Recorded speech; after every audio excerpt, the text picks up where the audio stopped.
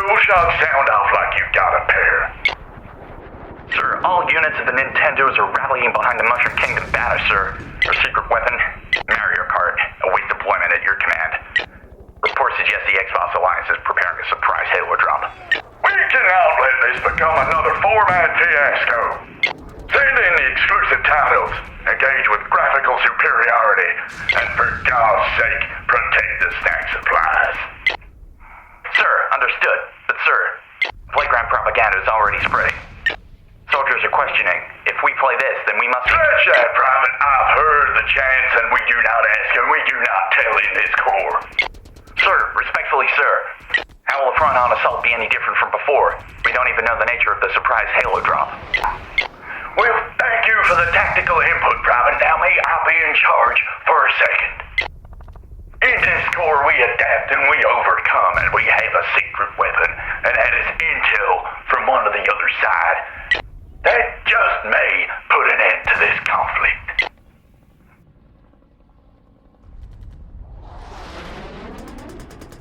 My name is Dan. And my name is also Dan. And welcome back to the Dan the Games Man podcast. And praise be, it is a happy day because the console wars are finally over. But we'll be talking about that more later in this episode. First things first, Dan, what have you been playing over the past fortnight? I have not that. As tempting as it may be with that new Simpsons season, do you know, I've come the closest I've ever been to playing Fortnite. And I guess we will be able to get some of the good skins now because of the Games Pass stuff. But yeah. No, so far I've not dabbled in Fortnite. But what I have been playing, as my phone decided to autocorrect to, and now I'm rolling with it, Redneck, the Battlefield BR, and that did also trigger me into buying Battlefield 6. Yeah, so I started also playing Battlefield RedSec, which, if you did not know, is a free-to-play battle royale, very much essentially Warzone. Effectively, but yes. Battlefield, and thus better. Yeah, then I also bought the full game.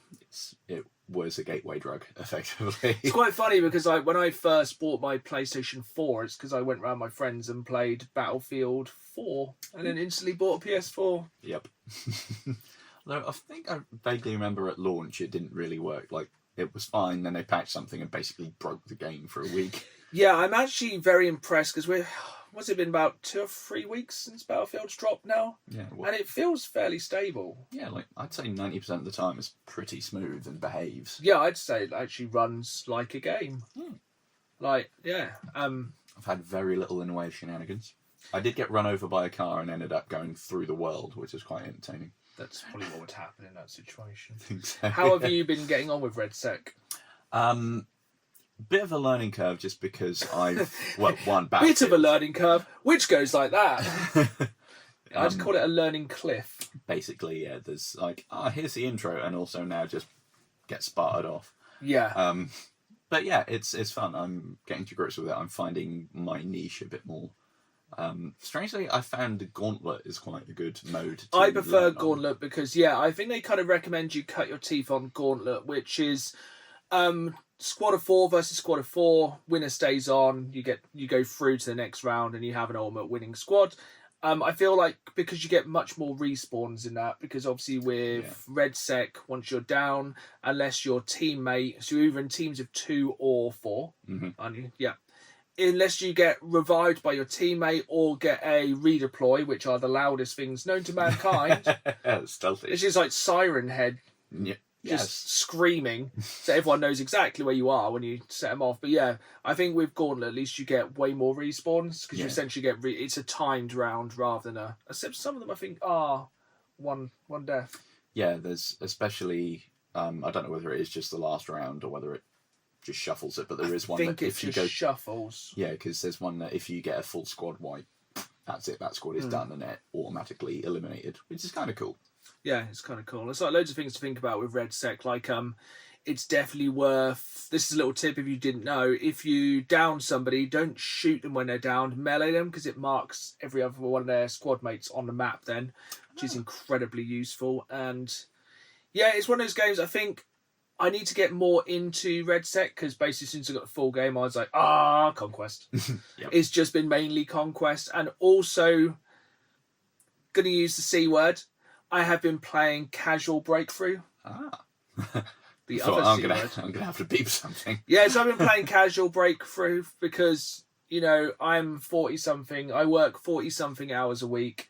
Sometimes some of the lobbies are quite sweaty. Very sweaty. And sometimes I just want to go on there and to give you an idea, yesterday I racked up 46 kills in the tank, which was fairly satisfying because essentially with that, it's 50% real players, 50% bots. Yeah.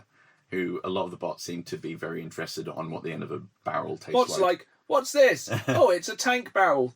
What did it do? Well, it killed you. And they stand there going, ah. Demonstration, please? Yeah, the bots aren't intelligent. No, and that works for me. I think there's definitely some things that will be patched over time. But I played the alpha and the beta of the game. It definitely feels a lot different to that. You can see it's changed a lot over time. Yeah, main thing they've changed from the alpha and the beta is the shotgun now doesn't have a 4-mile range. Which is, yeah. I think there were certain attachments you could put on a shotgun and it would literally turn into a sniper.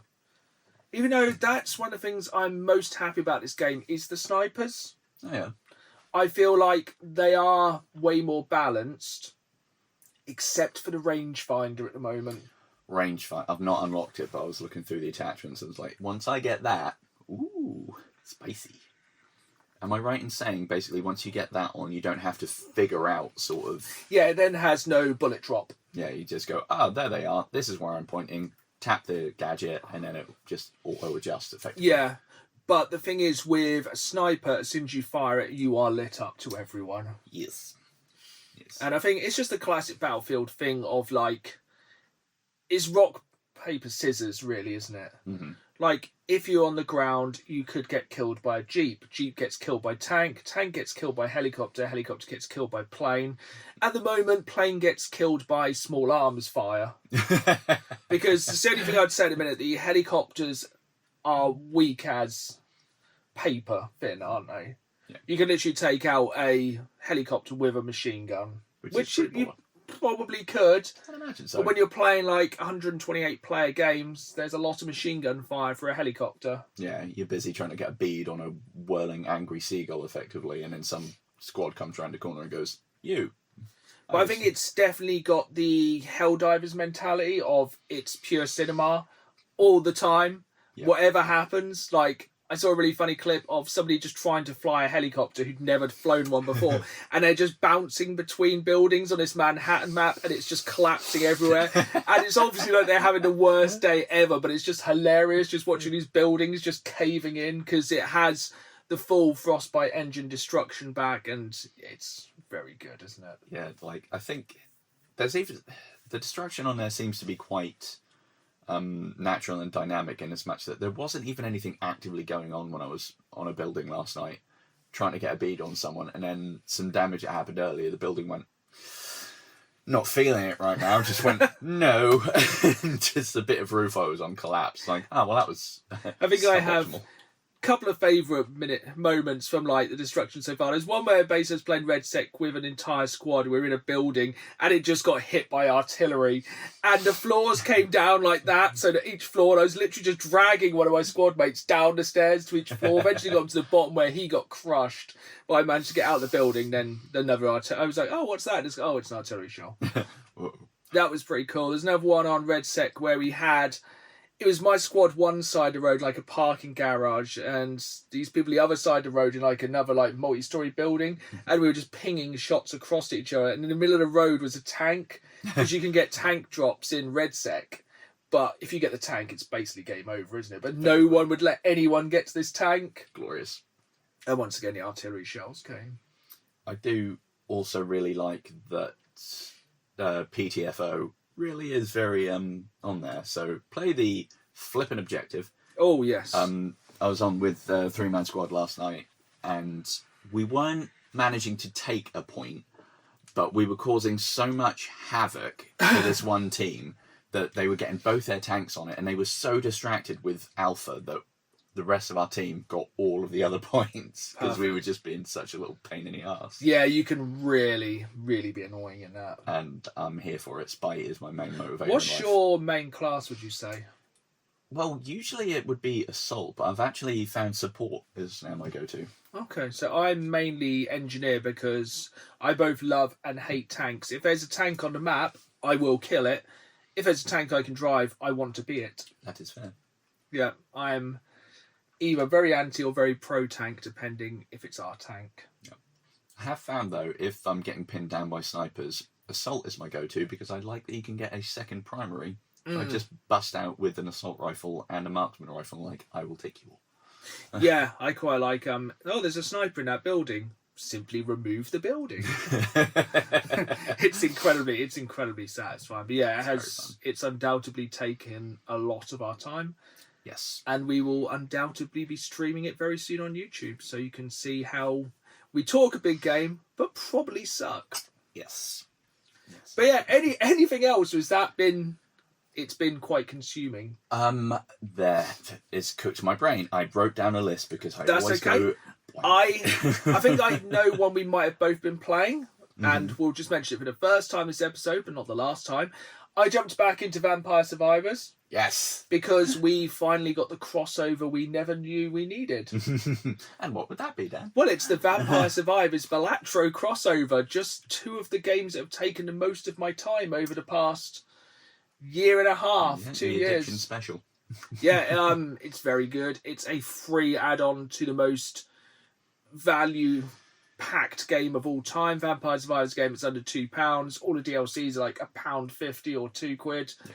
And there's a Balatro add-on which gives you new characters, powers, a new map. It has new card dynamics. Fun. Oh, it's changed the game again. Excellent.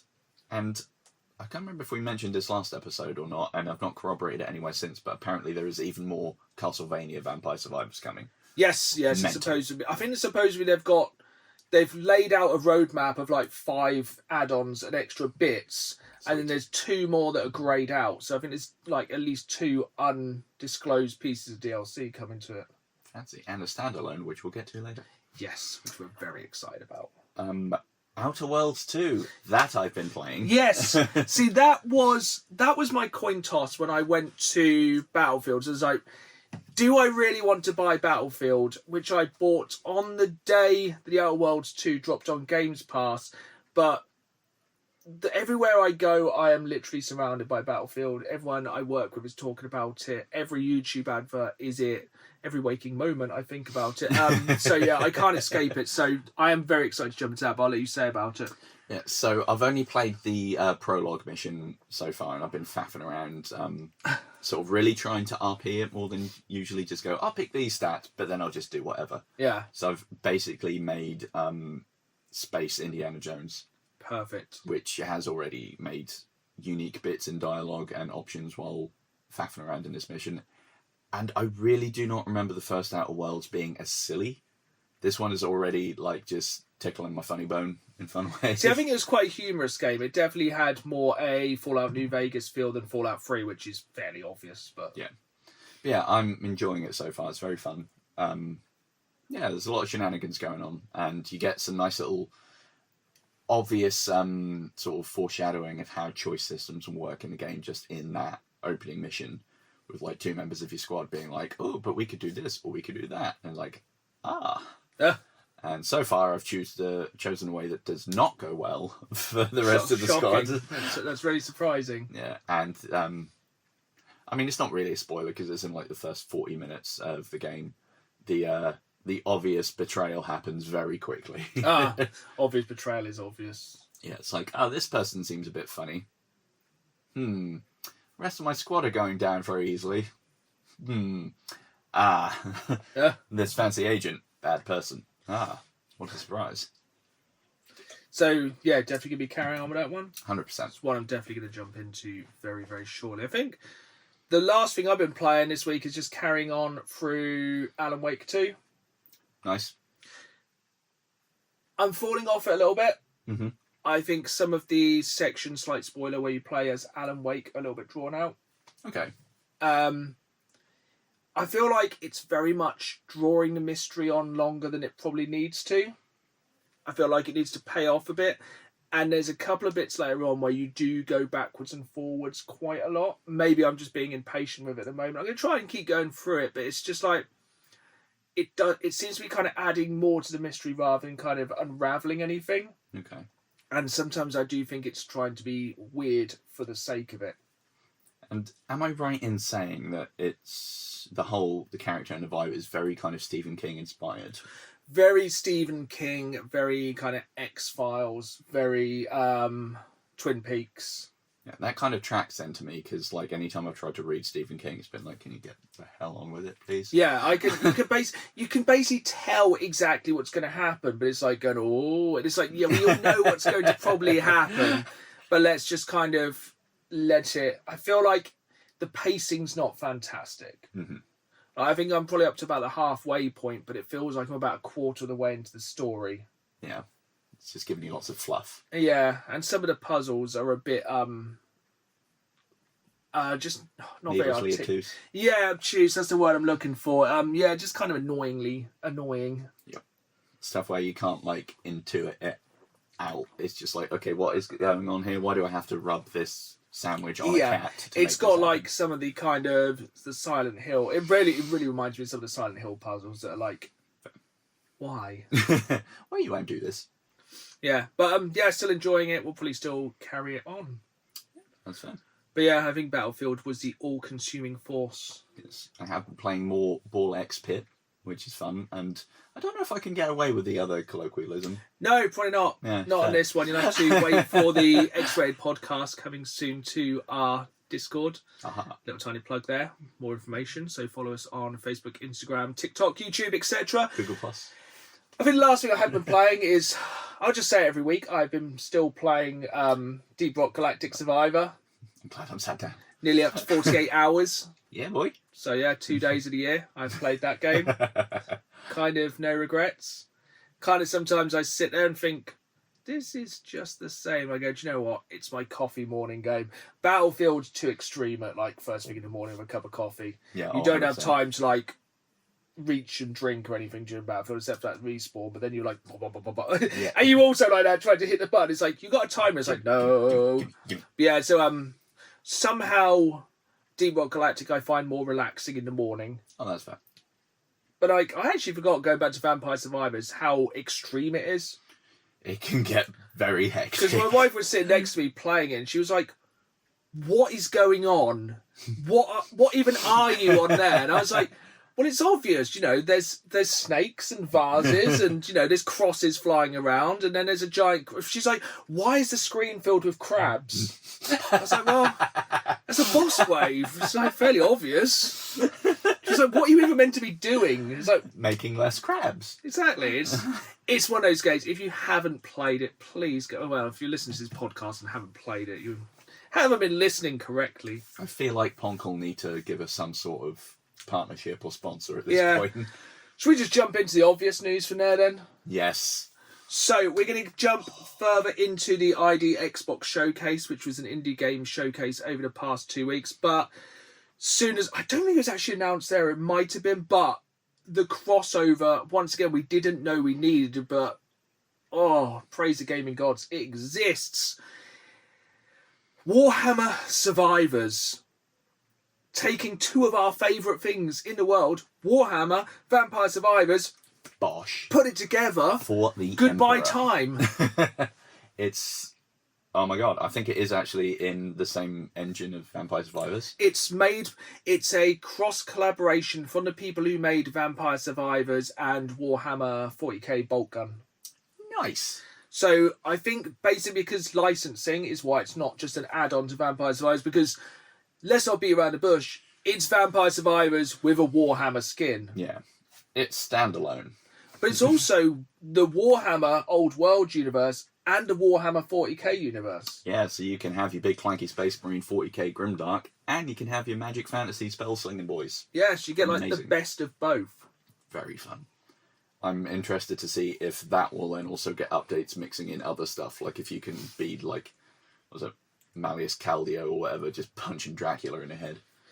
Yeah, it'd be really interesting if they did just do a full crossover. Like, I feel like it will be quite a separate game, which I'm totally here for, because then basically you can have.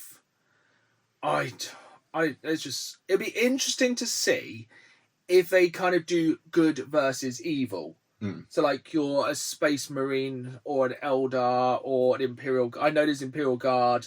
So they haven't shown many of the main playable characters. No, not too. But it seems like a lot of the enemies are like Tyranids. I think Tyranids are one of the main ones I've kind of seen in the trailer. Which makes sense if you're being surrounded from all sides. Yeah, I think you could have some really good orcs as well. Probably the undead would be like going back to Warhammer would be like Skaven, the undead, probably vampires. Might actually be a Vampire Survivors game with vampires in it. That would be very good. Castlevania notwithstanding. Yeah, this is true.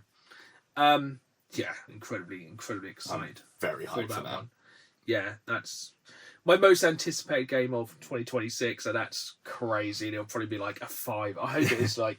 Actually, I don't care how much it costs. Yeah. I mean, and one would imagine, like, I know there's going to be a lot more going on under the hood, as it were, but it shouldn't take too long to come out. No. So that was, in our minds, the biggest news of the week, but probably the biggest news of the past week or so, and the reason for the topic of our podcast this time, the console wars being over, is because Halo is coming to PlayStation. And boy howdy, it's coming with a brass band and a banner. I was like, so they had the annual Halo Fest. I don't know what it's called. No, I was going to try and come up with something I think they had the Halo. I think they had the Halo Con. I don't know.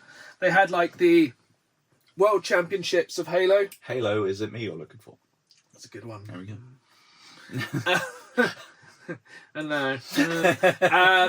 yes, they had the World Championships. Then they announced pretty much nothing.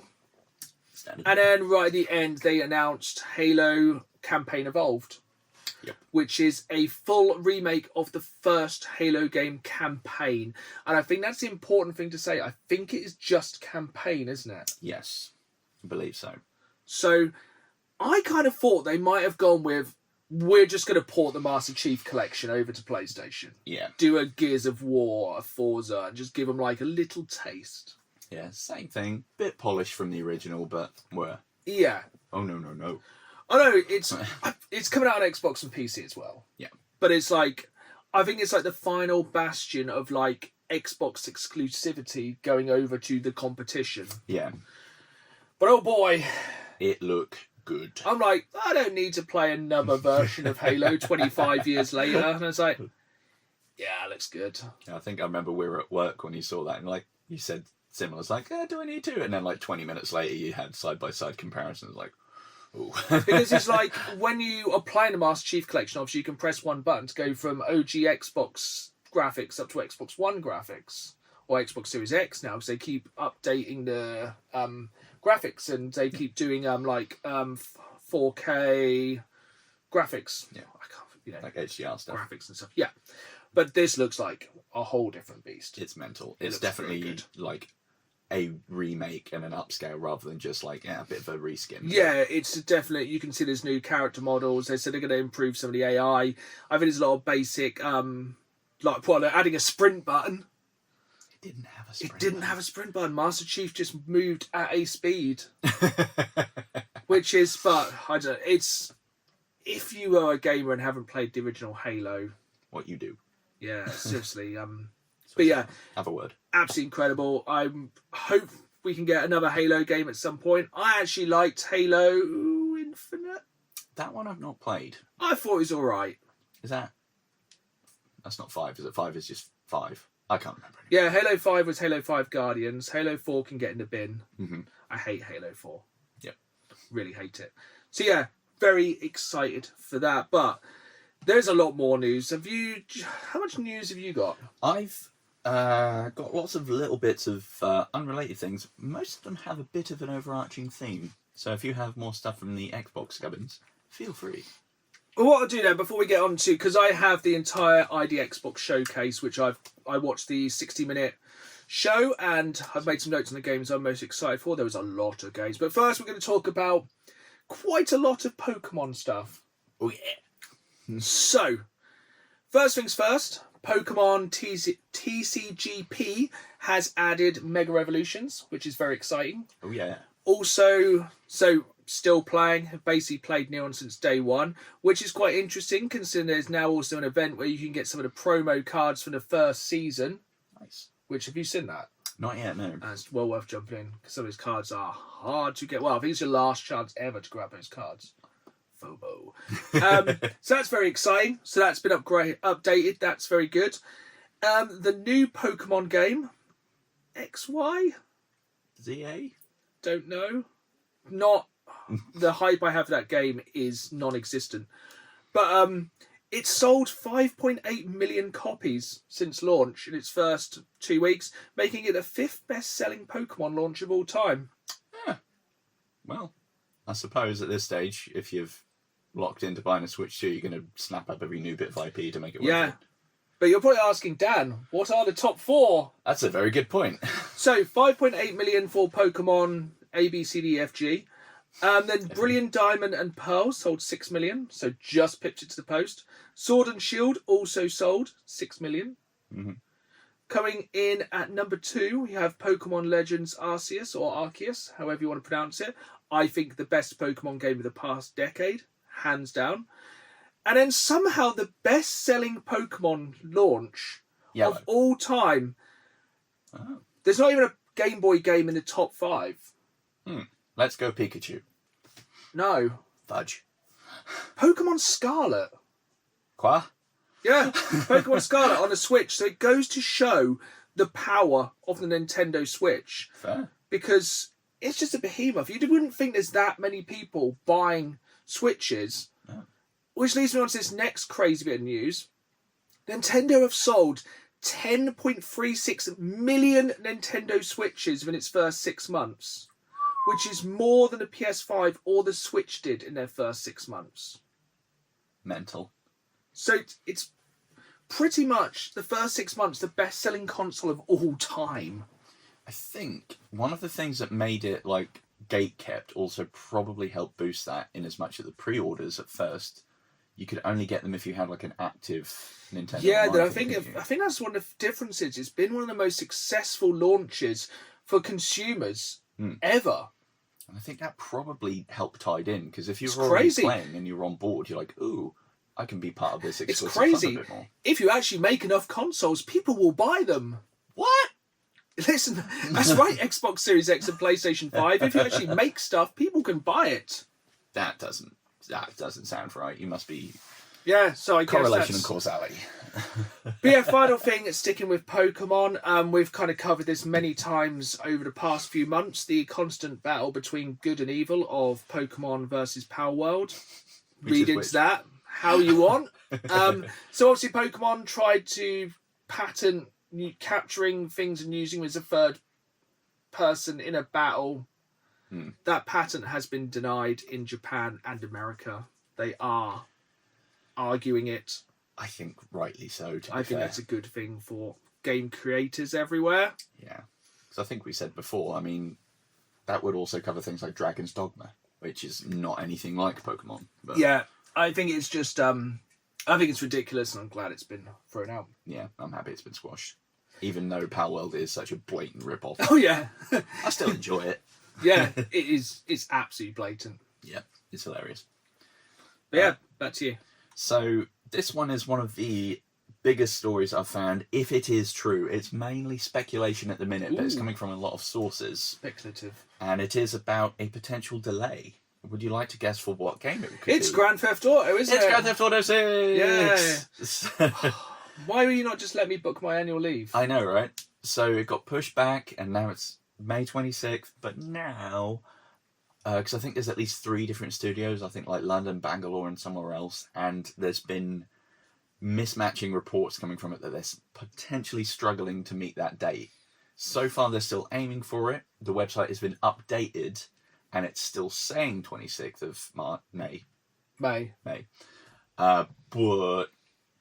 a lot of different sources are saying they're hearing from within Rockstar that there's maybe a bit of a wobble coming. I think it's one of those things, they can't afford to do a Cyberpunk and launch it just to please people and it not do well, because I think it could literally Atari the entire gaming industry.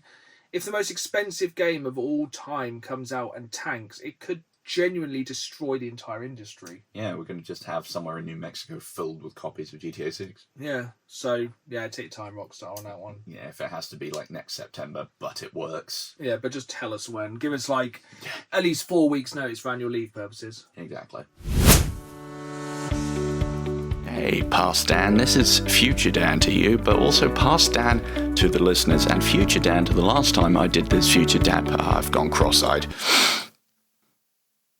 Anyway, moving forward, this podcast was recorded on the 5th of November 2025, and as the rule of podcast land goes, the day after you record, something will usually happen, and in this case, it was that on the 6th of November, Rockstar announced that GTA 6 was now officially pushed back to November 19th, 2026. So, yeah, turns out we weren't too far off on that. I just kind of wish past Dan had been less optimistic, and I might have had a little bit of an oracle moment. But yes, as gamers go, it is not great news, but I suppose it does mean they are going to get the polish on it that the game deserves. However, the cheery music I put here probably now doesn't fit. Oh well. On with the podcast. I mean, if you can make sure you lock in by at least 1st of January, that's when our thing resets and we'll be there. We'll be there. If you promise, we'll promise. Potential Resident Evil leak. Ooh. So pre-order bonuses have gone up for Requiem. Yes. And in amongst these were listings of the different costumes you can get and skins, and one of them was for Leon S. Kennedy. Oh, well, it's the most obvious thing that everyone saw coming. I don't know why they're trying to hide the fact that Leon's in it as the second playable character. Everyone's kind of presumed it. It is the worst kept secret in gaming recently. I'm a little bit mardy about the whole pre-order of Resident Evil Requiem. I think the additions are kind of BS. I think its standard is 69, and then Lenticular is 79, and then Steelbook is 89. I think they have digital exclusives, which can just get in the bin. Which is nothing. I think the edition I was most tempted by was the Switch 2 edition, because we're all going to buy a Switch 2 eventually, which was Resident Evil 7, 8, and 9. Very fun. Which they were all in like a really nice book with individual sleeves for each game. That's cool. But the problem was they're the stupid cards for the Switch 2, which are like game passes rather than actual games. So you just put them in a console and like, you can download it. Which is nothing. Very, very against that practice. So it's like, this is a really nice physical edition of a digital game. Stupid. It's like sending you, like you order a book and it arrives and it's actually just a hollowed out book with a Kindle in it. Yeah, or it's just a book with like 500 blank pages and a QR code. Yeah, effectively. It's annoying. On top of other unpleasant business practices, we're back to EA of our Battlefield praising to a little bit of less praising. And apparently EA have been pushing devs to use AI in their daily tasks, including making concept art and the actual coding of games. I'm even more against AI again now, because I rewatched Terminator last night. That's fair. I think that's a good cautionary tale. Yeah. Although, to be fair, with how AI sometimes goes at the minute, I think we've got a while before we've got to be worried. Yeah. You can intentionally put in incorrect things in a question and it'll just go, sure, that's fine. And just insert things that don't make any sense. Not its strong point. That is actually kind of the theme of the news I have today, and a lot of the other bits I have are AI based. Perfect. Back onto devs we've previously been pleasant about this episode. Obsidian, they've done an oops. They used an LLM, so learning language model, for their customer service. And people that have emailed them, the AI has written back to them and redirected them to Obsidian, the note-taking app. Nothing to do with the publisher or game developers. The thing is, though, it's a cautionary tale, because you're like, oh no, AI's destroying the world, but it's inept. It's very silly. It's just terrible. Basically, it is trying to take over the world, but what it is from a managerial position. It's not really certain on how to do it, and it bungles it on most places. Oh dear. In fighting back on that, though, however, AI Slop has had a bit more pushback. Companies like Bandai Namco and other Japanese devs are actually sort of joining, I think it's CODA, I can't remember what that's called, but what it stands for even, a sort of coalition for stopping copyright infringement and things like that. And they've actually requested that their works stop being used as learning materials for things like Sora 2. Yes, because I think you have to sign something now to say you don't want your intellectual property stolen. Exactly. Crazy. Who knew? I mean... You have to tell people, please don't steal my stuff. Don't take our things. Like, do not take our rating of ceramic chickens. That's ours. Yeah. Pending. Don't, like, take the audio from this and turn it into something else. Don't use the likeness of Dr. Martin Luther King in a WWE video you've made in Sora 2.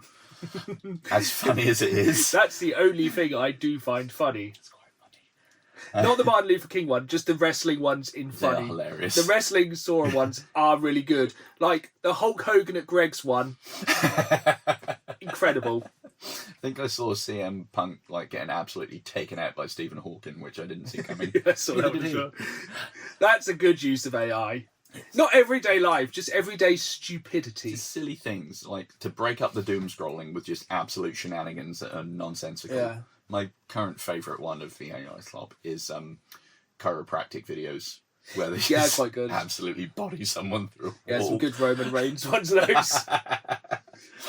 But yeah, there's just an increasing trend now. I think kind of moving it back to video games.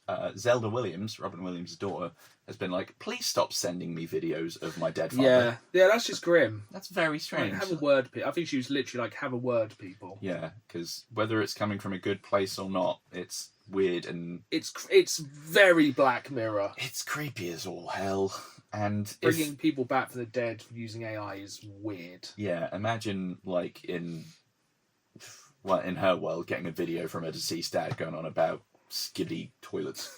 Like, I should laugh. It's not what... But it's literally what it is. It's not what he would like, I assume. But yeah, AI doing weird things. Pursuant to that, little bit of AI. Have you heard what has made a bit of a splash in online sales in as much that Sony have been offering refunds? No. So Sony do not have a refund policy on the store. No. It's only ever been for certain circumstances like Cyberpunk and Mind's Eye. And Concord. Oh God. We don't talk about Concord. The biggest success story of 2025. The Mortal Kombat Legacy Collection.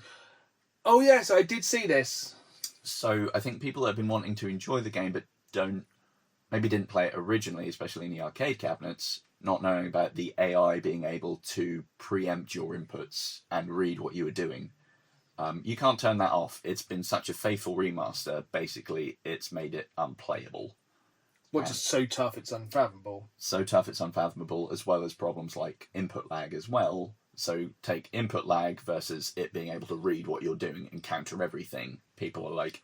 That's a real shame, because that looked like a really good collection. Yeah, I was hyped for that. Like, I'm terrible at fighting games, but I grew up playing Mortal Kombat on the Mega Drive.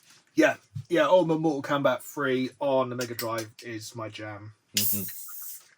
So it's been, they've actually been giving refunds on it. Not sponsored. No. Yet. Available.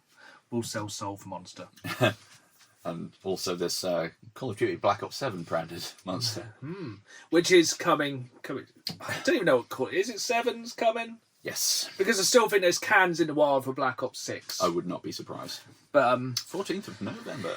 Any more distressing dystopian news? That is all of my horrendous news. Perfect.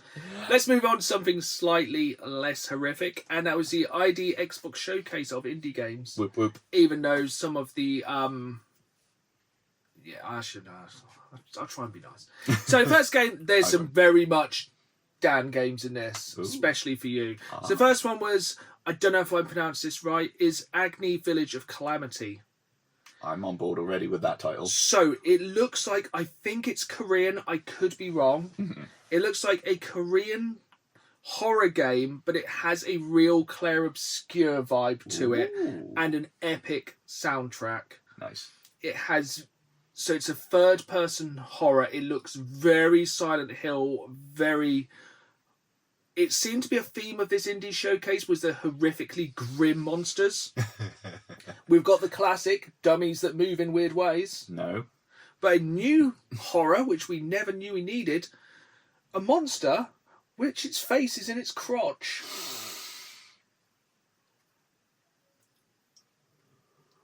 Yeah, looks pretty messed up. Looks very good. Looks very much up. Looks like Silent Hill F mixed with Dead Space. Also, my filter is having a kick in so hard right now. Gonna carry on. It's literally a face. I will... I think I actually have a screenshot on here. Just try and hold... Oh no, I mean, it sounds funny, but I bet it's actually It looks like repugnant as all hell. I think you can see that. If you're watching the video version, you can see it. It looks like that. Ah! Oh, Yeah. what in the Ed Gein? That was really good. Yeah, apologies to the audio listeners. Dan's face says it all. Then we went on to more good horror. Dark Woods 2. Ooh. Have you played Dark Woods? It's... Darkwood. I I think I've got it in my library. I've not played it yet, but that one looks very folk There's a horror-y. lot of sequels here, and that one's one that I think I'm quite up for. Mm-hmm. Then it started off because it was around Halloween. So the third game was a game called Don't Fret, I always fret. Bad advice. which I thought was going to be like the successor to Bioshock Infinite because it has that real feel to it. It looks like it's kind of puppet. It looks like a puppet-based Bioshock horror. Again, creepy mannequins. You're being hunted. Looks really, really good. Sounds like it's got some really good music. It's like the song in the background is like "Don't Fret." Definitely one to check out. Looks really cool. Then we kind of moved on to a game called Ungodly, Okay. which looks like a cool third-person action RPG, but it felt like a real old school, like half looking down kind of Fallout inspired RPG. Very much like early 2000s Baldur's Gate PC RPG. Looked really cool. And then kind of a lot of these are quite short trailers, so there's a lot I'm kind of guessing. Something that has a game called Aphelion or Aphelion. Mm-hmm. So basically you crash on an alien planet and basically you have to survive. It looks like that was one of the games that I think stood out graphically. Mm-hmm. That looks very good. It looks like a really good action game. It looks kind of like Uncharted on an alien planet, but you're being chased by like some kind of weird electric alien. Looked really good. And then back to fighting games, they showed more of Invincible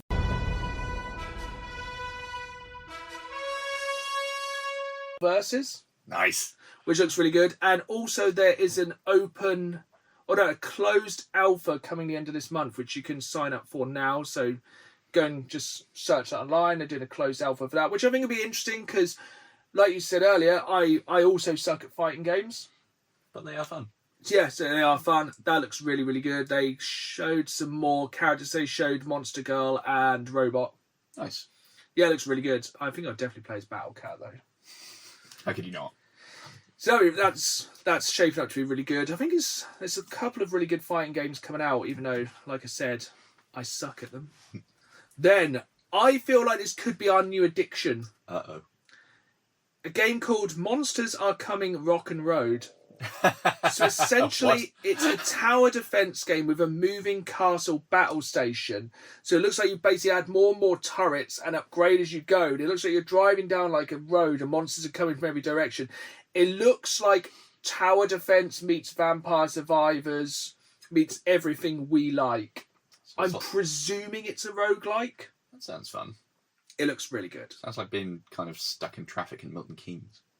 Yeah, it looks really, really good. And then I think the game you're going to be most excited for is a new game coming up called Routine. Mm-hmm. So I thought this was... It looks like a found body cam game. Hello. Like, it looks kind of like it's got that kind of photorealistic, but it has a VHS. So Nice. I think it's all done through a VHS camcorder. Cool. It's a first-person horror game. It looks like you maybe have to capture ghosts, or you can only see ghosts using your camcorder. Oh. But it looks like It looks like a found footage body cam film filmed through the camcorder.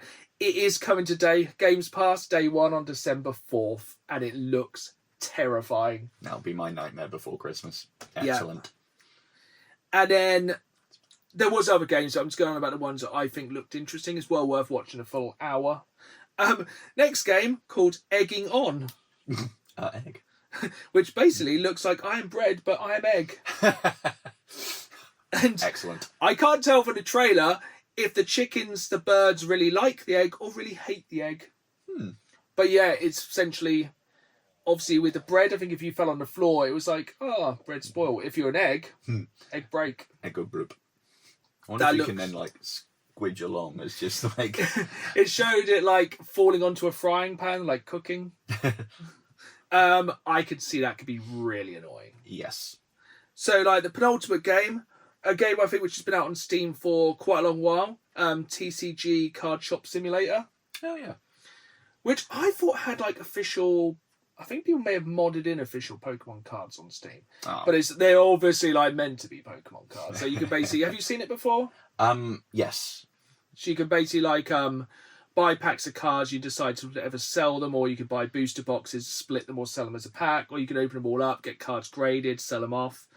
But I think the thing that stood out for me is being somebody who's been to shops where they play Magic or board games. If you walk around a shop in the game, there could be smelly people, and as the shop owner, you can spray them with spray to make them non-smelly. Which, that's a level of realism I didn't know I needed. That's coming early 2026. And the game they closed the whole show out with a really long, like 15-minute video. I only kind of skimmed it because I didn't want to see too many spoilers. Was Mouse PI for Hire. Oh, that looks so cool. It looks so cool. So basically, it's an amazing looking 3D first-person shooter, but with 2D characters inspired by like 1930s animation. So it looks like Steamboat Willie meets Grand Theft Auto or Doom. But the developers were saying how all the enemies are 2Ds. They have to kind of move around a map like them in a 2D plane. Very much like kind of you'd imagine a South Park game should be. Yeah. And it looks really, really good. It looks like you can like blow people's heads and arms and legs off. It looks really, really good. It is a pretty long 15-minute kind of segment at the end, but it's definitely one I'm looking forward to. Yeah, I remember when that was sort of teased and announced a while back, seeing that, thinking, this is okay, yeah, I could go for that. I think the graphics of it really set it apart from anything else. It looks like really... Yeah, it's got a little bit of that old sort of flicker to the animation as well. Yeah, definitely. Like it's a flip book. But yeah, some really good indie games coming. A pretty good majority of them are coming to Xbox Games Pass day 1. So hopefully, because I'm on the fence as to whether my Xbox Games Pass runs out at the end of this year. At the minute, I'm on the fence whether to stay or should I go. But we'll find out. But before we get into our memories of the console wars, it's been a long battle. Yes. We're going to go into a Reddit story which my wife found recently. The Reddit. Excellent. And this is another classic Tfue. So today I fudged up by confiscating my son's Game Boy and hiding it for 18 years. So the console wars have been long and bloody, and this sounds like it could be a long and bloody story. I feel like this Game Boy is going to be like that one dude in Japan that didn't know World War II was over. Yeah, so it reads, my son was not doing his homework, so I confiscated his Game Boy Advance. I told him we'd get it back next week. Well, he's a pretty clever dude and knew all my hiding places, so I put it somewhere he would never look. Except I suffered a TBI a few years earlier and forgot stuff, so when he did his homework and asked for it back after a week, I could not find it. I looked everywhere. Obviously, not everywhere. Then we moved house and still didn't find it. So it goes into the 18 years later.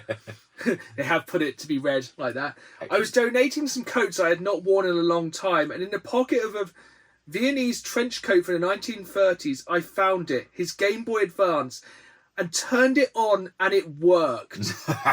Pokemon appeared. Excellent. I put fresh batteries into it and handed it to my 28-year-old son, who proceeded to laugh for a good 5 minutes, then played it for a few hours, then proceeded to tell my wife and other adult children how silly I was. I wonder if at the time they bought them another one to be like, whoopsie, I lost your thing. Oh, I presume like... Oh, one of the top comments. I can't believe the Game Boy Advance is 18 years old. Oh. My bones. My precious antique It turned to bones. dust. Speaking of... So, as we said at the start of this episode, the console wars are essentially over. Yeah. But me and Dan, being the decrepit old souls we are, have been in the console wars since the very beginning. We're going to take it all the way back to the start of what I think was the mainstream console wars, Sega versus Nintendo. Sega. Because the early days of the console wars were pretty vicious. Yes. We're not going to go back as far as Atari, ColecoVision, all of that, because we ain't that old. No. But basically, I think the console wars really started to kind of smoulder around the time of the Master System and the NES. Yeah. Were you a part of the war then? I enlisted slightly later. I went in 16-bit era. Okay. So I did get a Master System back in the day for Christmas, which I think we spoke about on here before. Mm-hmm. If not, we will have a Christmas edition of the podcast coming in the future where we'll talk about all our Christmas gaming memories. And yeah, I think very much in the playground there, which is where the majority of the battles of the console war were fought. I was kind of a little bit behind. I had a Master System when most people had a Mega Drive. So, and I've spoken on my YouTube channel before, Danny Gazeman, that no one I really knew growing up had an NES. Only one person I really knew had an NES, which is one of the main reasons I really started collecting hardcore for the NES this year with the 40th anniversary of the console. So yeah, I think the console wars probably didn't really start hardcore until the Mega Drive. This is where it gets a bit muddled for me with the 16-bit era, because you also, of course, had the Game Boy and the Game Gear. That's very true. Because did you have either of those? I never had the OG Game Boy. I got a Game Boy Color, and I did know someone that had a Game Gear. But it was kind of like a separate theatre of war, really, wasn't Yeah, it? so I had a Game Boy from very early. It was actually the first ever gaming device, proper gaming device I owned. And I got it with Mario and Yoshi and Tetris. That was the original Game Boy. And that must have been the very early 90s, so possibly just before the Mega Drive. And I remember going on a school trip, and I don't know if I took my Game Boy, because I think it's one of those precious things, but somebody bought a Game Gear. Yeah. And like the battery pack, which was like that big. And I think we were playing it like in a dormitory. It wasn't like a boarding school over if we went and stayed in the youth hostel on a school trip. And not that posh. Remotely. And yeah, I just remember like seeing the Game Gear and I was like, whoa, like full colour. Yes. On a screen. Mental at the time. And I feel like that's where the first major salvo started to be fired of the console war, as you had like the infamous Game Gear advert. Do you know the one I mean? It rings a bell. It's where the guy's playing an actual Nintendo Game Boy in a Sega advert, and he like hits himself over the head. This is genuine. This is not some kind of weird fever dream. He hits himself over the head with a squirrel, so he can see colours when playing the Game Boy. Then it cuts like somebody playing the Game Gear, like because all the Sega adverts of the 90s were just extreme, weren't they? They were fantastic. Sega! And yeah, it was just, everything was bombastic and mad and crazy for like the Sega adverts in the 90s. And they were just always like, you know, the entire thing was Sega does what Nintendo don't. Yep. Genesis does. Genesis. I think we've sang that many podcasts before, but yeah, so it was very much like, yeah, so I was blown away by the Game Gear. Never had one back in the day. Still don't own one now because they don't really have the longevity of the Game Boy. As we saw, that person's Game Boy worked after 18 years. I don't know a lot of Game Gears that surpassed 18 months. And to be fair, you'd be hard-pressed to lose one of them because of the size. And if you put it in a coat pocket, I think the coat would rip. Yeah, I think it'd rip through and huge. fall on the ground and just keep going. I think it would break the ground. I think part of the sort of core of the Earth now is just melted. Melted Game Gears. Yeah. The world just rotates around Game Gears.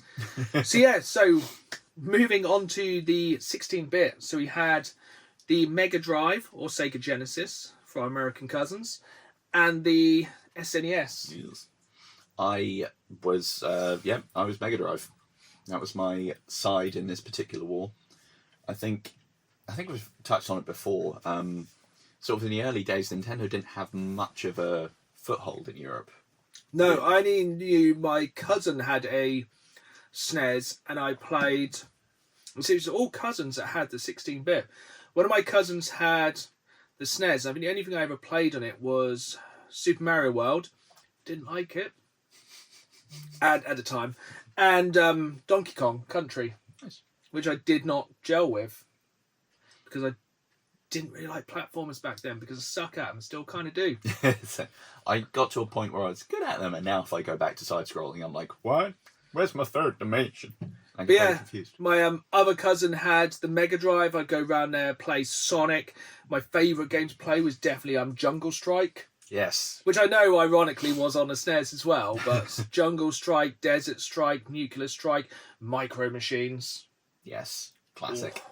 Yeah, my family had a lot of cousins and who had Mega Drives. I had a lot of friends who had Mega Drives. Like all of my key memories of the 16-bit era are playing Mega Drive games, like playing NBA Jam, Toe Jam and Earl. Ren and Stimpy was a game I really liked.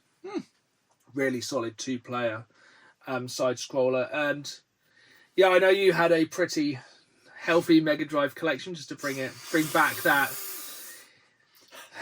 If you need to know more on this, check basically every other episode because it comes up at least twice. Basically, Dan had the perfect Mega Drive collection and sold it for some magic beans. Effectively, I had some of the ones that go for ridiculous amounts of money now, and I just job a lot of them at a car boot because I'm an idiot.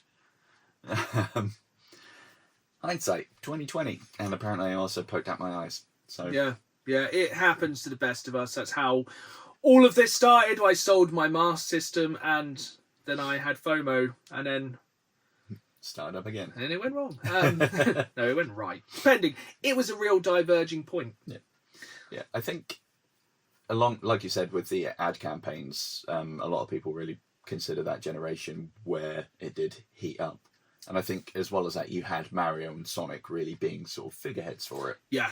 And this, as far as I can recall, was when you really started to get differentiation between versions of games as well across things. Like if you look at the Power Rangers movie game. Yeah. Completely different across systems. Yeah, the Jurassic Park games were completely different. Very true, yeah. Many other games had subtle differences or ran slightly better on different consoles. You know, Sega was constantly saying, this is 16 bits of power, because that's what everything was measured in at that point. It was bits. And then you kind of had the Sega Mega CD, which was like, who needs cartridges? Now we have CDs. Or the 32X, which was double the power. So many X's. You know, that's how you knew it was extreme. Because this was the 90s of extreme, and everything was like... And then you got like kind of Star Fox and games like that, which had the Mega FX chip in. Yes. So you could make it even more extreme. Was Mode 7, was that a thing that kicked in earlier? The sort of weird parallax scrolling kind of gubbins that gave more 3D effects. I think it might have been earlier. Yeah, I think it was. I think it's the same kind of technology. Like I know, I'm not well taught on the history of cartridges, but I know like it was basically an arms race. Yeah. And I think probably as well, like, now we get more into the weeds of things, but back then it was just like, haha, thingo blip blip. So it was like, this has more power. It's like, that had more power. It got blast processing. What's that? Doesn't mean a thing, but it sounds 16 good. bits of power. It's like everything was power or bits or more. Yep. Which then... The power glove. The power glove. I'd love to have a power glove. Warm. Absolutely awful, but... Delivered by Paul Rudd. Oh, what a treat. But then we kind of moved on to where things got slightly more interesting. So we moved on to the N64, which obviously has way more powers. And, God, that's where my brain goes a bit funny. The Sega Saturn. The Saturn, yeah. And that's when PlayStation threw its hat in the ring. So when PlayStation fell out with Nintendo and decided to go on the longest revenge spree of all time. Yeah. So for those who don't know, I think Sony spoke to Nintendo about making the next console. Yep. Nintendo decided no. Sony went, okay, made console. Yep. Again, another big divergent in video game history. So that's why they stuck with cartridges for a while, and Sony went, no, I want to make disc-based, and farted off in that direction. That's where we got that sort of particular split. Did you know anyone who had a Sega Saturn? No, I did not. Did you? Maybe one friend who everyone was like, are they okay? You should go and stay in the corner.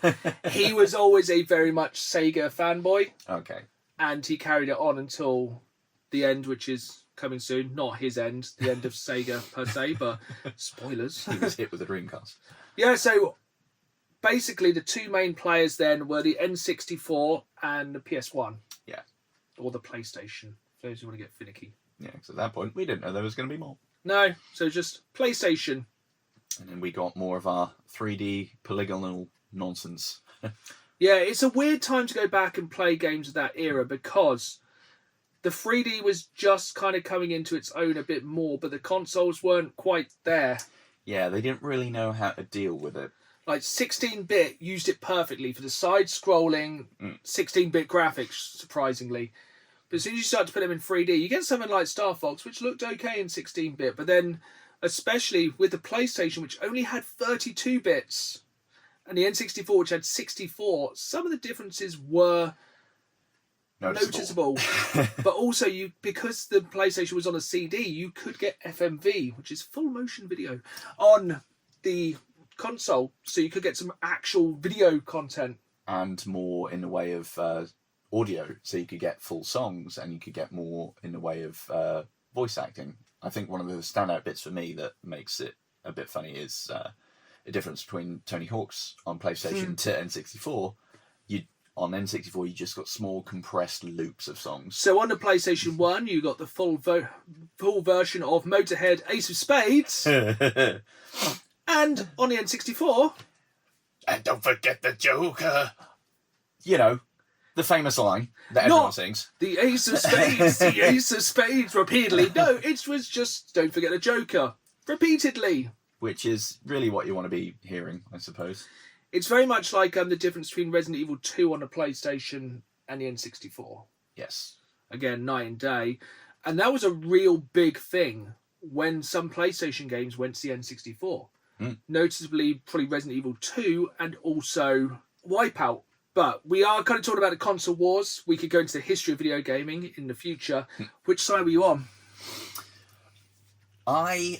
So at that stage, I didn't own either, but I knew more people with PlayStation than I did N64. And I think at that point, it really did get to where, I guess Nintendo started to become more of a sort of insular monoculture kind of thing. And it was just like, ooh, Zelda, ooh, Mario things. And that became its identity. I was for life. I was like absolute die-hard Nintendo at that point. It was like... I remember, my friend had, a poster up in his room. It was like, 2 wrongs don't make a right. It was like 2 PlayStations, so 32 plus 32 means 64. And I think there was also some slurs about the PlayStation which aren't suitable for today's culture. Think of things that rhyme with PlayStation. And it was just like, terrible, lame, rubbish, new console, awful. Then about halfway through the life cycle, my friend buys a PlayStation. We're like, this is pretty good. And you start to realise, wait a minute, the N64's got a lot of games for kids. Yep. This has Grand Theft Auto. This has Tekken. This has, Twisted Metal.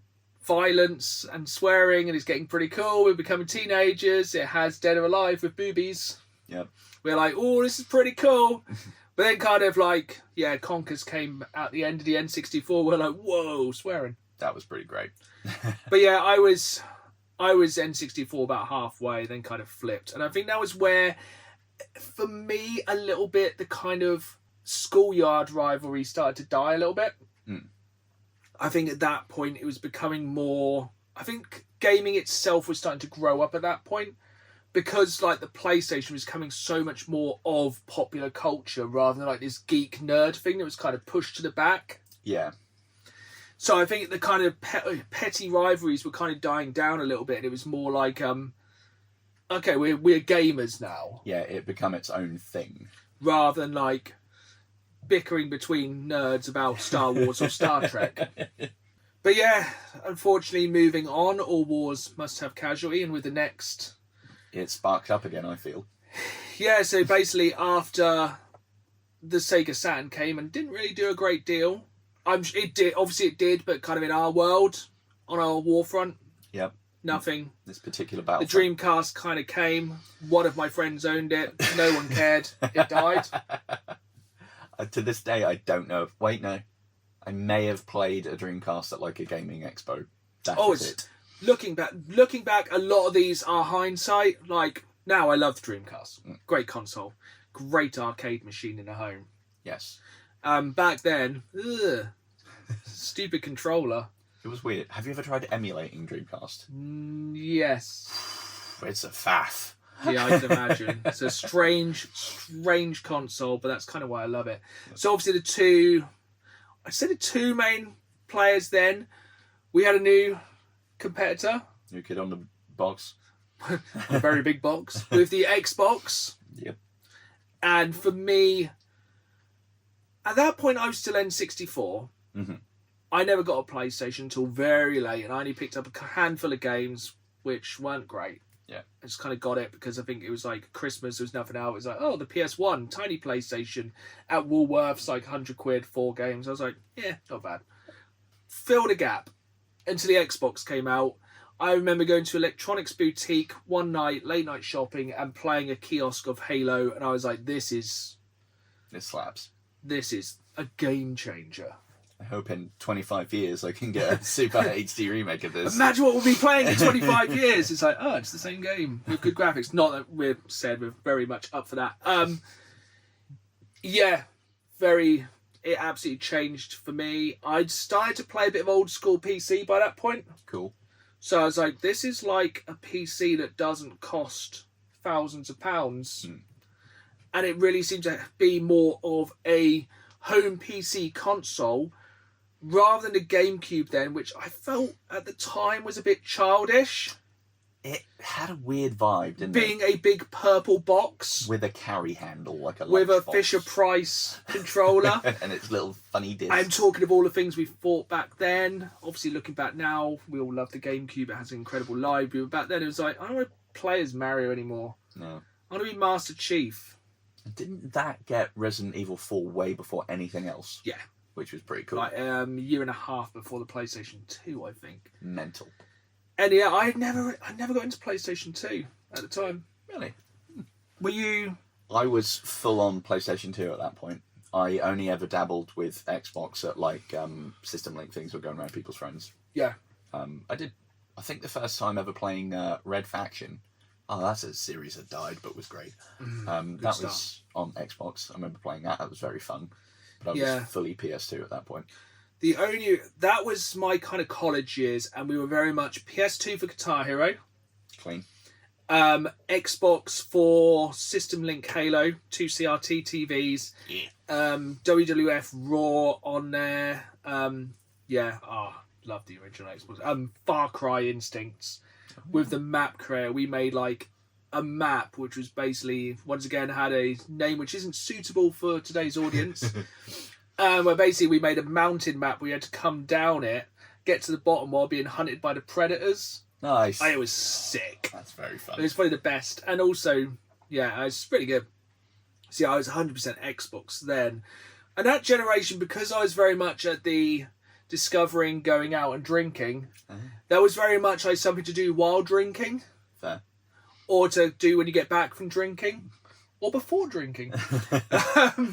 So it wasn't as much time then. I think when I really started... So that was probably the low point of my gaming career, hours per week. Which then kind of came back afterwards with the next gen, where I would say things heated up a bit more. It got very silly around that point, didn't it? With the Xbox 360 and the PlayStation 3s, I mean, that was where gaming started to get into big monies. Big. I mean, the Huge PS3, money. when that first dropped, 500? Yeah, which in today's money is like £7 million. It was absolutely ridiculous. and there was no way. It was... I don't think there were a great deal of early adopters of PS3. No. Just because of the price point. I had nothing to do with PlayStation 3 that entire gen. I was an idiot and got one at launch. The OG, big, boxy, George Foreman grill looking mother. And now, that's the one. Yeah, that's the boy. I have one. It is big, and it still occasionally gets updates. It still does. During this podcast, the PlayStation 3 will sometimes kick into life and update itself for some bizarre reason. Do it now? No. Like, you're talking about me? I'm still down. But yeah, I have one of those OG launch ones with its full... Oh my god, it's a thing of beauty. It's full backwards compatible, PlayStation 1, 2 and 3, HDMI, goodness. Looking back now, it's like, oh baby. And why did it have the Spider-Man font? I don't know, but it looked cool. Oh, could you bludgeon somebody's death with it? If you could lift it, yes. Oh, if it didn't overheat first, or the controller broke. And the little flip-up bit with all the different storage you could put in. You could put in like SD cards and other proprietary. It was the most pimping thing to have on your home media center. Cool. Yeah, I had an Xbox 360. Fair. Which I did turncoat during the PSN hack. Yes. Oh, I ended up getting a 360. one of the darkest. Dark times. I think this is probably where the darkest times come, which we'll get onto in a minute. But yeah, I think I traded in most of my OG Xbox games, which I've since replaced, all of. Nothing horrific. No Dan Mega Drive story, unfortunately. Or fortunately for myself. Yeah, I think I went into Game Station or Game, bought like an Xbox 360, the old school white one with a removable 20 gig hard drive. Sweet. With SmackDown vs. Raw 2007 and a little known game called Call of Duty 3. Whom's to what one? Oh. And it was also the first time I played online, which must have been crazy for yourself having a PS3. Yes, that was... Oh, good lord.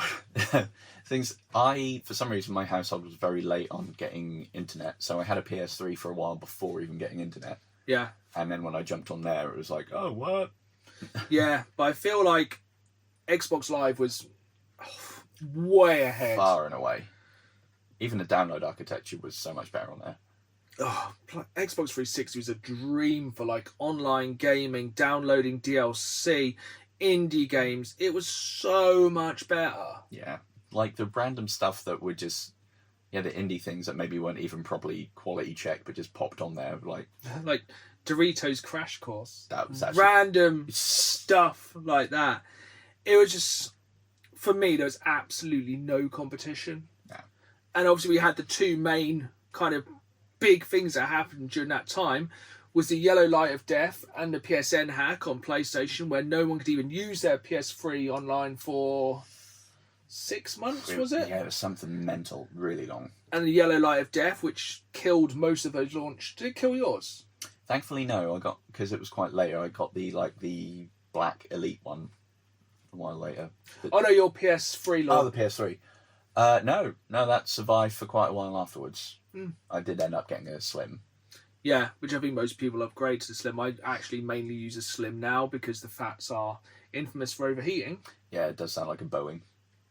And the thing is, the Xbox 360 decided they would get in on that as well and have the red light of death, which happened to me the day of launch of Resident Evil 5. Oh. Got an hour into it playing co-op online. Suddenly my console went, nope, dead. Oh, goodness. Just absolutely died. And that was that. That's rude. Dislike. Yeah, pretty grim. But that was definitely the low point of consoling. Yes. And somewhere off in the corner, the Wii was getting ground. Yeah, I'm sure you all played Wii Sport and stuff. I did have a Wii. I think everyone got a Wii one Christmas during that time. I think at some point everyone had at least 2 doors propped open with a Wii. I think there was more Wiis than there was people. There's probably more Wiis than there was doors as well. But yeah, that was very much a 2-horse race. And then kind of going into the next gen, we had the PlayStation 4 and the Xbox One. Yes, which was one of the stupidest naming choices they've done in a while. But yeah, the basically the Xbox One, everything they did on the lead up was dumb. Yep. It always has to be online. You can't buy second-hand games. You have to have a Kinect camera. It's like, I ain't doing any of that. Yeah. All of that can get in the bin. We're going to alienate all of our fan base. Okay, good for you. Yeah. It was PlayStation 4 for me until Gears 5 came out. And then... I I can't remember why I got an Xbox One, but I was PS4 at launch, and then after a while I was like, sod it, get a one as well. I think it's when we probably started to get adult money. I think probably. So why not both? But yeah, there's not a great deal to say about that. Like, Xbox had a terrible launch. PlayStation had a pretty good launch. PlayStation went really well for ages. Then the Xbox kind of brought out Games Pass. I feel surpassed it. 100%. I think the Wii U came out and dribbled around. Yeah, there's 7 people that bought it. I'm sure they had a great time. Yeah. And I think the Switch came out at the same time. Yeah, that was during that gen. Because that did all right. Nintendo never seemed to go with the regular console cycle. They just kind of go whenever they like. Yeah, it's trying to remember where they were. Most of the time, Nintendo have always been a bit of a back burner from like halfway through, which is crazy. Yeah. But maybe that's more of a back burner to us because evidently, as we've spoken about this very episode, they sold 1 trillion copies of consoles. So ridiculous. Maybe we're the wrong. We can't be wrong. No. And then obviously we went on to the PlayStation 5 and the Xbox Series X. Again, stupid name. Still get that name wrong to this day. Where did you start? PS5. Yeah, I went PS5. Yeah. I felt so burnt after the Xbox One. And that's when the PS5 came out. They were like, exclusives! Yeah. And it was like, whoa! No, we've shot a load. No. Yeah, first half, because I think we're well over halfway through this gen now. Yeah, everything is like touting end of 2027 now. Yeah. PS5, first few years, absolute fire. Xbox Series X, first few years, absolute dumpster fire. Then Games Pass came in, was too good to pass. Mm-hmm. Kind of seemed to come in when PlayStation didn't have a great deal going on. I was like, Games Pass. Just pay for that every month. I haven't got to get any other games. Yep. I think for me, the jumping point was when I saw my brother playing Forza Horizon 4, which now has become one of my favourite games of all time. It's like it's everything I wanted in a racing game. And that was my big lockdown game as well. Nice. Because that was a dark time. You know, you had to have a console then. You needed something to keep the voices at bay. And that was also when you couldn't buy a PlayStation 5 or Xbox Series X for love nor money near on. Yeah, you had to wait for the golden ticket if you'd signed up earlier. Yeah, or pay like $1,000 for a console, which back then seemed crazy in heady years, 5 years ago. Probably quite realistic now. But yeah, looking forward, because I feel like now the console wars are essentially over because exclusives were basically the main ammunition all the way through. Yeah. It seems like exclusives are slowly dying. Yeah, I think Forza 6 is going to be on PlayStation. As like more and more PlayStation games go to Steam as well, or like PC, and we're kind of looking ahead with the architecture of consoles essentially being PCs. Yeah. I think the only kind of, like you likened it to earlier, lone Japanese soldier who's still fighting their war is probably Nintendo. Yeah. Who just don't give a what about what anyone does. Yep. Nintendo's got a Nintendo, and Switch 2 is obviously sold more than anything else. Yeah, so I guess they're on to something. So I guess we probably bought the wrong consoles. But let's just play devil's advocate. New console comes out tomorrow. The Switch 3, the PS6, the Xbox 420. Because who knows what the Xbox will be called. What are you buying? What are you buying? It will certainly be a high price. It's going to be $1,000. So I think, based on what I've seen so far, I'd probably go Xbox, because I reckon the outlay is going to be a lot, because it's going to be more like a PC, but what they've said is they're going to get rid of any sort, or they're probably going to get rid of the need to pay for online, because it's going to be more like a PC, so you're going to be able to go to storefronts like Steam and Windows and Epic Games and whatnot, so it wouldn't make sense to have like Xbox Live anymore. So I think probably that. It's going to be more of a gaming box. This is all hearsay, so in a year or two we could be totally wrong if you are randomly listening to this in the future. Yeah. I would probably be the same, or I don't know. KFC. The KFC console, or the Soldier Boy one. the Steam Deck sometimes seems more tempting by the day.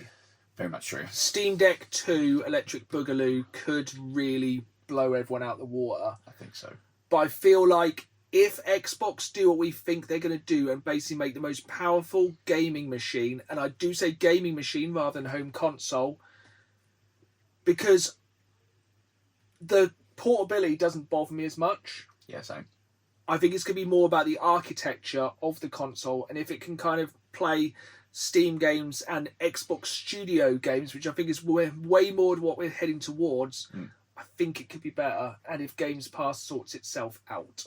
Yeah, if there's sort of a midpoint between high-end PC gaming and console gaming, and that's where it's going, I think that would be a good option, because then you're going to get the best of all worlds. Because if they're like, say, with a game we've just picked up now, Battlefield 6, if they're like, well, it looks better on the Xbox, hardcore games are going to go towards it looks better. Yeah, 100%. It's what's basically happened over years. If you get the same game, you're either going for exclusives or what looks better. Yeah, or even just like raw data that doesn't really do a great deal. And like you can see comparisons of, you know, the PS5 Pro on like power saving, non-power saving, HDR this, and they'll go on about the FPS, but the human eye can't tell the damn difference. Basically, we just want to know which is more powerful. We want them numbers, yo.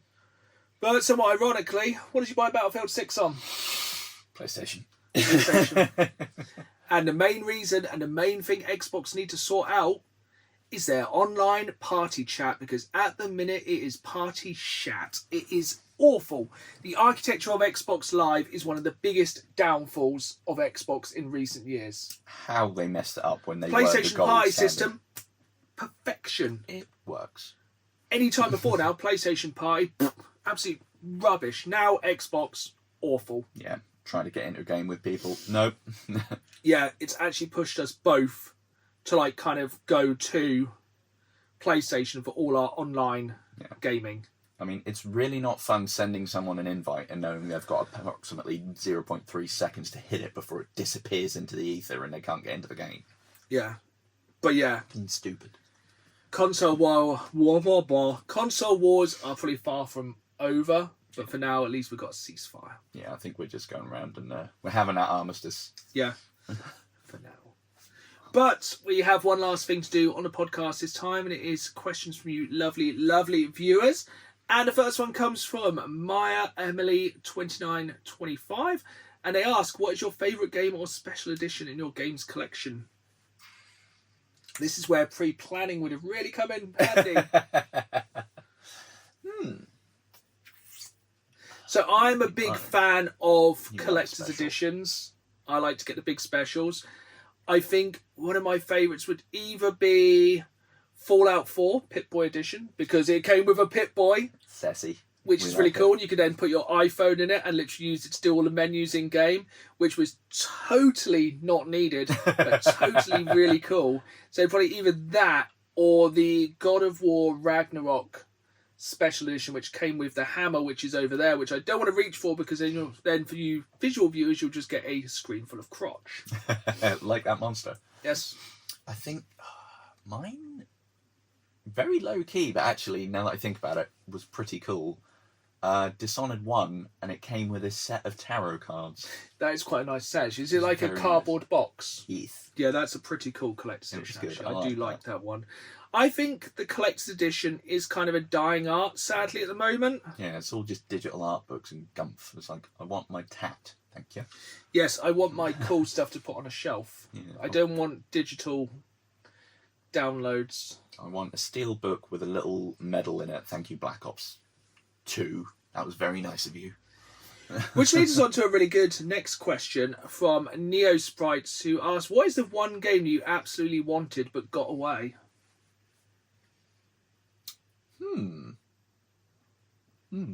Has it never got a chance to get, or was Vaporware? How do I answer? I'm going to go with one. I'm going to kind of take this as one I wish I'd bought sooner, but didn't. Okay. And now it's got very hard to get.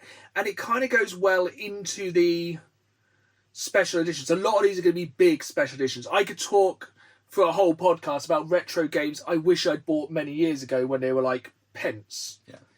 But I think two main examples I can think of are both special editions. So a couple of years ago on Facebook Marketplace, I had a chance to pick up the Halo Reach Collector's Edition, which has a really nice statue of all 5 Spartans. Sweet. And also this Xbox 360 Skyrim Special Edition with the big dragon. I had the option to get both of those for £100. Ooh. And I just couldn't get to the person's house quick enough. Dang it. But at least we have their address, yes? But yeah, that was one of my big ones I missed out on. Either that, or something I really want. Well, I haven't said this before, but this big space behind me in the games room, I've had this saved for something for a long while. I don't think I've actually ever told anyone this. It's nothing weird. I love Gears of War. Yes.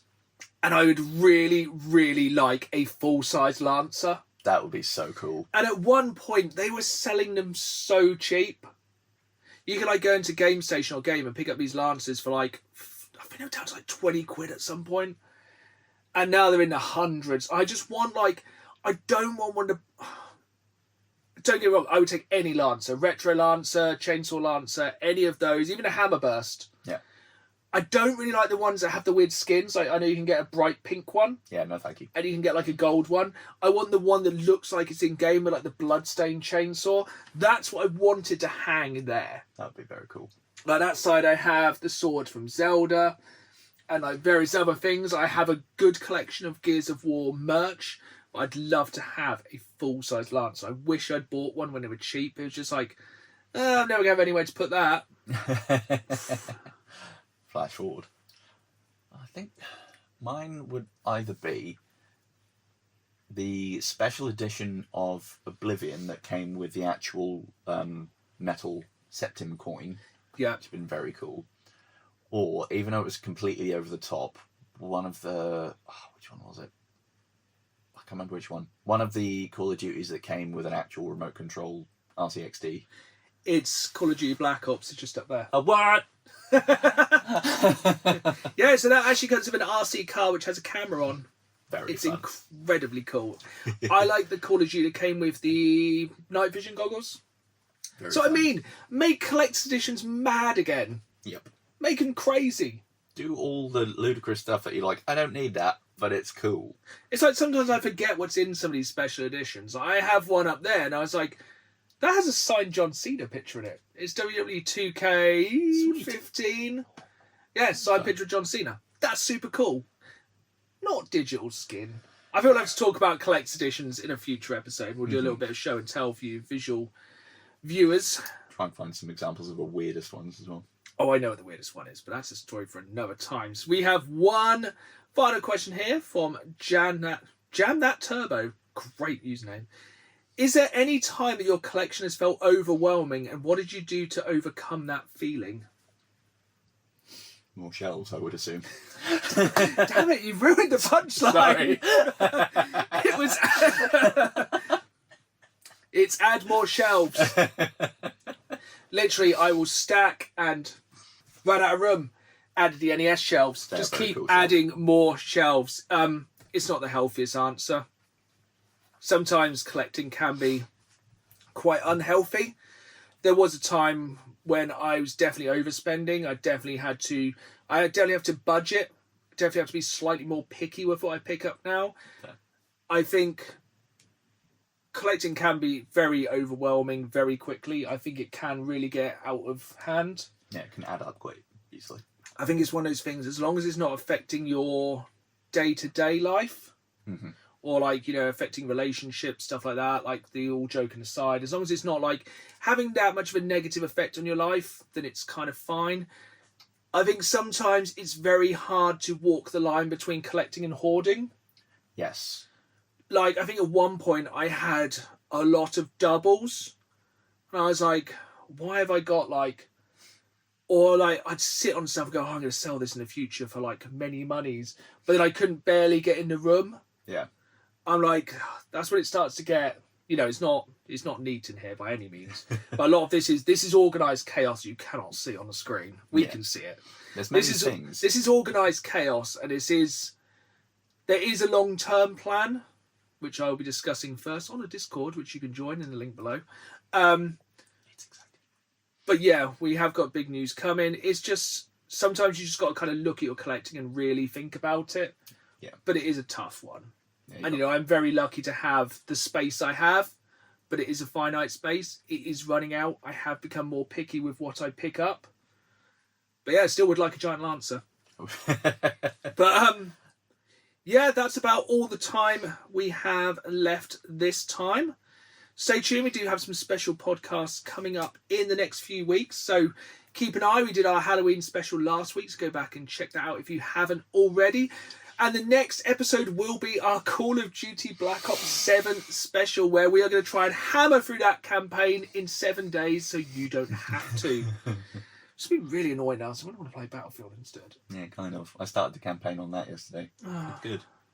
I'm feeling I'm going to do the Battlefield, Call of Duty one first, then play it as like a palate cleanser. But we need to get on with our gaming. So if you enjoyed this episode, please hit that like button on YouTube, hit that follow button. Make sure you download the episodes each fortnight. It really helps out. Leave a review or a comment wherever you're watching. Remember, the podcast drops every other Friday wherever you get your podcasts. And the visual version drops on YouTube if you want to watch us and look at the perplexed look on our faces most of the time. And of course, follow me on YouTube for new videos every Saturday night at 5, as well as bonus content throughout the week. And me just talking more about gaming, just with slightly less Dan. But hope you enjoyed this episode. It's goodbye from me. And it's goodbye from me. And as always, keep playing the game. See you soon.